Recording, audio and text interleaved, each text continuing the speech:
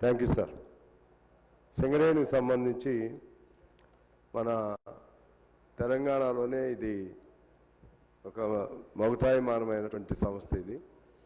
ఈ సంస్థ ఇవాళ ప్రమాదకర పరిస్థితుల్లో ఉంది అనేది నేను మొన్న కూడా చెప్పాను. ఎందుకంటే అక్కడ కార్మికులు తమ ప్రాణాలను కూడా లెక్క చేయకుండా అండర్గ్రౌండ్లోకి వెళ్ళి ఉత్పత్తులు తీస్తూ ఉంటారు. వాళ్ళకు ఆ దృష్టిలో మెడికల్ ఇన్వాలిడేషన్ అనేది, అంటే మెడికల్గా కొద్దిగా ప్రాబ్లం ఉండే వాళ్ళని ఇన్వాలిడేట్ చేసి వాళ్ళ వారసులకు ఉద్యోగం ఇచ్చేటువంటి ప్రొవిజన్ టెక్నికల్గా అంటే పూర్తిగా ఇది అవ్వాలని కాదు, కానీ అప్పుడు ఉన్నటువంటి ఆ కండిషన్స్లో గవర్నమెంట్ కూడా ఒప్పుకున్నాయి. ఇప్పుడు దాని మెడికల్ ఇన్వాలిడేషను జరగకుండా ఉండటంతో కార్మికుల్లో బాగా అసంతృప్తి ఉంది ఒకటి.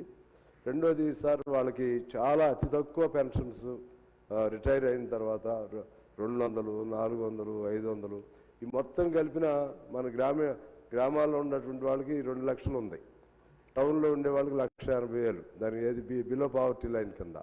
వీళ్ళకి అది కూడా రావట్లేదు. అందువల్ల ఒకసారి మేము మంత్రి గారికి వాళ్ళందరి దృష్టి కూడా తీసుకుని వెళ్ళాం. దాన్ని వీళ్ళకి కూడా మొత్తం సంవత్సరాలు లెక్కేస్తే 1,00,000 లోపు వచ్చింది అనుకోండి, వాళ్ళకు కూడా ఆ బెనిఫిట్ ఇవ్వాలి. ఏంటి పెన్షన్ కానీ రేషన్ కార్డు కానీ వాళ్ళని పేదవాళ్ళ కింద చూడాలి.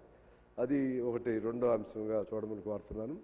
తర్వాత వాళ్ళ దగ్గర ఖాళీ ఆ మైన్స్ ఏరియాల్లో ఖాళీ స్థలాలు ఉంటే అక్కడ వాళ్ళకి పర్మిషన్ ఇవ్వట్లేదు ఇళ్ళు కట్టుకోవడానికి. ఆ ఖాళీ ఉంది, అది ఎందుకు పనికిరాదు. ఈ పేదవాళ్ళకి ఇచ్చేటువంటి ఇళ్ళు గవర్నమెంట్ ఇవ్వలేని పరిస్థితుల్లో ఆ స్థలంలో అవకాశం ఇచ్చే ప్రొవిజన్ ఉందేమో అడిగాము, అది కూడా చూడాలి. 3. 4వది ఏంటంటే క్వార్టర్స్ ఖాళీగా ఉంటున్నాయి అధ్యక్ష.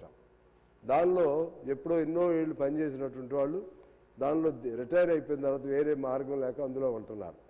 వాళ్ళని చీటికి మాటికి తొలగించడానికి ప్రయత్నం చేస్తున్నారు. వాళ్ళకు ప్రత్యామ్నాయం చూపెట్టి తొలగిస్తే బాగుంటుంది.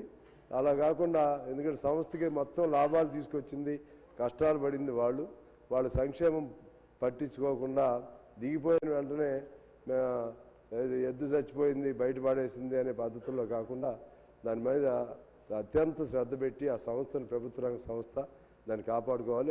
ఆఖరిది 5వ పాయింట్ ఏంటంటే, ఇవాళ కోల్ కూడా కార్మికులు తీయకుండా కాంట్రాక్టర్లే తీసే విధంగా ఇచ్చేస్తున్నారు. దాంతో సింగరేణి మనుగడికే ఇవాళ ప్రమాదం వచ్చింది.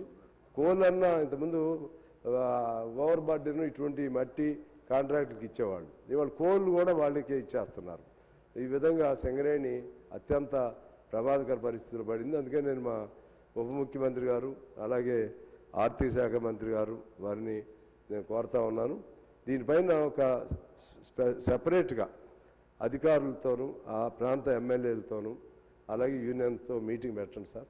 పెట్టి సాధ్యమైన మేరకు ఆ సమస్యలని మీరు కూడా అంత మన ఖమ్మం జిల్లాయే కదా, మనకు సత్తుపల్లి ఉంది, కొత్తగూడెం ఉంది, మీకు కూడా you have full knowledge of all ongoing developments of the Singareni. కాబట్టి మీ ఆధ్వర్యంలో కొంచెం దాన్ని మంచిగా చేసుకుంటే బాగుంటుంది. దిగిపోయిన వాడు కూడా సంతృప్తి ఉండే విధంగా చేయాలి. వాడికి రేషన్ కార్డు, పెన్షన్ ఇటువంటి వచ్చేట్టుగా, వాడు ఉండటానికి ఏదైనా అవకాశం ఉండేట్టుగా చేయమని చెప్పి మీ ద్వారా మా ప్రభుత్వాన్ని, మా ఉప ముఖ్యమంత్రి గారిని కోరుతున్నాను అధ్యక్ష.